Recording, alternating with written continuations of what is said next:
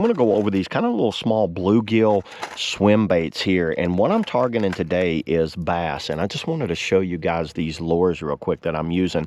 So these have dual treble hooks on the bottom there. They have a little short flat bill on them for kind of diving down slightly, and look at the action on that tail. For how affordable these things, I've been very impressed with them. And let me show you look at that. Look how sharp that hook is. That hook is very sharp.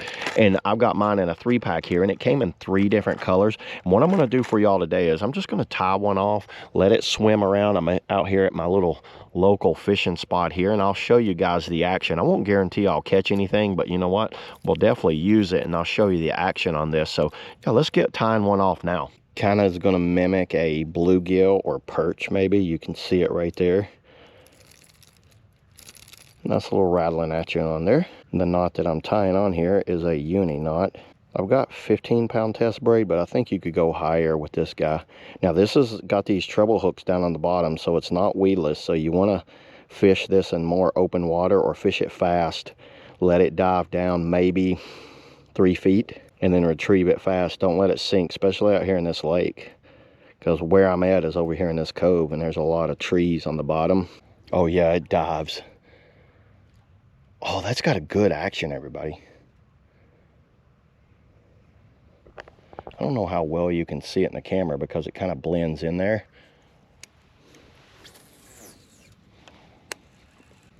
Yeah, it looks like it's dropping about 3 feet. Don't get in that tree over there. See, I'm in a tight spot here to be using a bait like this. And it's still a little cold out, so I don't know if the bass will be hitting on this today. Wow, look at that. I like the looks of these things. I think this is a great option for bass fishing, especially like freshwater bass fishing like this on a lake. A little small kind of bluegill looking thing or perch looking thing, I think that's going to work out great. I will be using this over the next maybe few months here. I mean, as the water temp rises, it's still kind of cold out, so I don't know if this might be the best action right now for these guys, because it's kind of a very fast, kind of aggressive bait. But this is something I'm really happy to add to my kind of tackle box. So yeah, there it is, everybody. That's all I got on the imitation bluegill / maybe sunfish. See y'all in the next video.